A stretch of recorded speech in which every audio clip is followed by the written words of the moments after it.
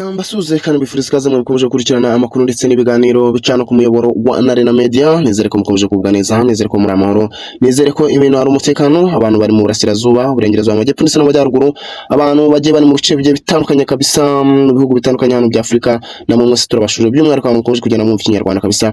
Nimukomeze kugubwa neza. Abantu bari hanze ya Afurika namwe turabashuje cyane, bari mu migabane igiye itandukanye biri kumvikana, namwe turabashuje by'umwihariko abantu bakomeje kugenda mu Kinyarwanda kabisa yambo. Nimukomeze kugubwa neza. Amakuru rero ari kugera tugera muri kanya nuko Stade Mutamba nyine yakatiwe biri kumvikana, akaba yamaze gukatirwa. Ku makuru yacarambuye nuko Mutamba nyine yamaze gukatirwa nkuko biri kugenda bigaragara hano. Urukiko rusesa imanza rwa Repubulika Iharanira Demokarasi ya Kongo kuri tariki ya 2 Nzeri 2025 rwahamije ko Stade Mutamba kunyereza miliyoni 19 z'amadolari mu mushinga wo kubaka gereza ya Kisangani mu ntara ya Tishopo. Biri kumvikana kabisa, bakaba bamaze kumuhamya ibi bintu bavuga bati uyu mugabo aya mafaranga yari yatwaye, bakaba bamaze kubihamya kabisa.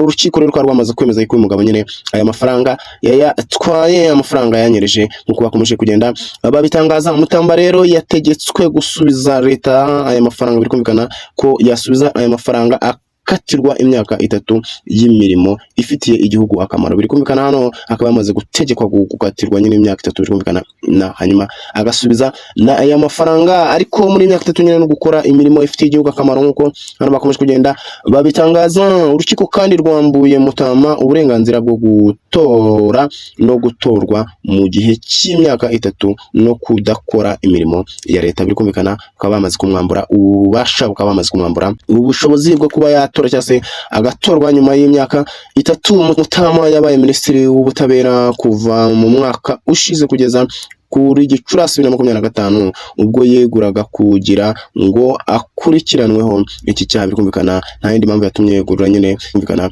kugira ngo akurikiranweho iki cyaha cyo kunyereza amafaranga, kunyereza izi miliyoni z'amadolari rwose zigera kuri miliyoni 19 z'amadolari.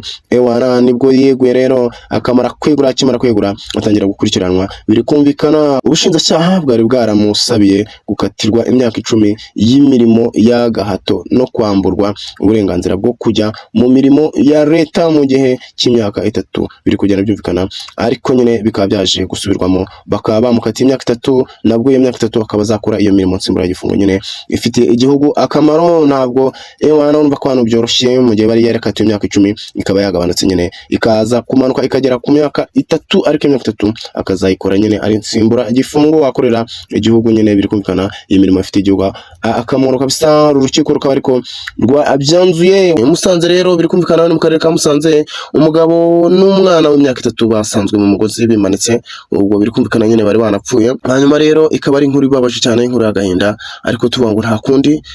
Tukomeza kubwira imiryango yasigaye ngo ni polisi hano kabisa mukoze kwihangana kuko nuko byagenze. Umugabo w'imyaka rero mike cyane, umugabo w'imyaka 25 wo mu karere ka Musanze wari utuye mu mudugudu wa Rugare, akagari ka Nturo, biri kumvikana mu murenge wa Rwaza kabisa, yasanzwe mu mugozi amanitse n'umwana we w'imyaka 3, bose bapfuye aho bikekwa ko yaba yimanitse nyine. Biri kumvikana yaba yiziritse mu mugozi, ariko uko inkuru iri kugenda itangazwa bigaragara ko uyu mugabo ashobora kuba yabanje kuzirika uyu mwana nyine, hanyuma nawe akajyamo, kubera ko inkuru cyangwa se abaturage bakomeje kugenda bavuga bati ntabwo bishoboka ko umwana yari kujya mu mugozi, ibyo ntibyumvikana. Bikaba ari ibintu bibabaje cyane. Ni ikiro cyatumye cyangwa se niki cyateye uyu mugabo kuba yakiyahura akiri mutoya, kuko biragaragara ko n'umugabo hano ufite imyaka 25 kabisa, yari umwana, yari akiri mutoya, yari agifite kabisa igihe kinini imbere, ariko biri kumvikana nyine bikaba byarangiye gutya. Akaba yamaze kwiyahura, ndetse ntiyahura wenyine, akayahurana n'umwana we w'imyaka 3 kabisa. Ibintu bibabaje cyane, inkuru ibabaje, inkuru iteye agahinda. Tubwira abasigaye ngo mukoze kwihangana, tubwira abaturanyi, tubwira abantu rwose ngo nimureke kujya mu bikorwa nk'ibi, tubwira ingo z'iki gihe ngo nimureke amakimbirane, kuko nk'uko byakomeje gutangazwa ko bashobora kuba ari amakimbirane ngo yarafitanye n'umugore nyine, bikaba ari byo byashobora kuba byateye iyo ntandaro.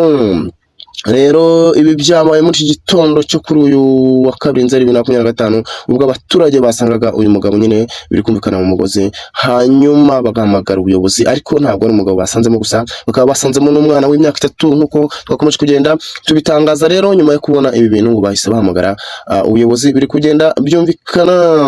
Ibintu bibabaje cyane, inkuru iteye agahinda, inkuru y'umubabaro. Umubyeyi rero umwe yagize ati iyo yumva afite umugambi wo kwiyahura cyangwa se kwica, iyo yiyica wenyine ariko agasiga uyu mwana rwose. Ibintu byakomeje kugenda bibaza abaturage bakaba bati ni gute yagiye gupfa yarangiza nawe akajyana n'uyu mwana kabisa. Ibintu byabaje abaturage, ibintu byakoze byagize intimba, byakoze ku baturage benshi bakavuga ati uyu mwana azize iki, ariko nta kundi nyine Imana ibakire, Imana ibahe iruhuko ridashira. Uyu mwana rwose nawe akaba akomeje kugenda ababaza abantu benshi cyane, bakavuga ati uyu mugabo iyo agenda wenyine ntajyane uyu mwana. Undi rero buna abaturage bagiye batandukanye kabisa bakomeje kugenda batangaza ibyo bavuga ati rwose ejo hashize.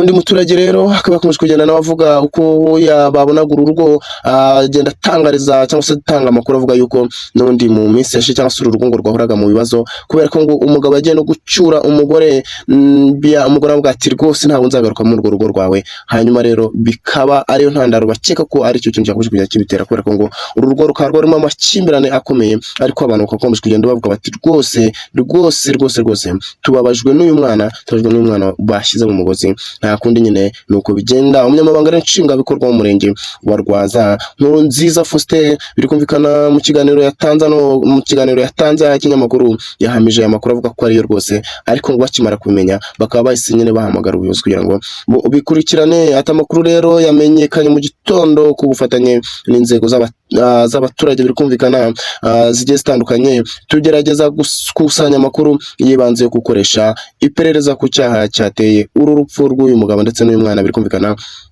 Hanyuma rero ibyo birangiye bakaba bafashe umurambo nyine bakawujyana ku bitaro kugira ngo bapimwe neza bamenye icyaba cyateye ibi byose.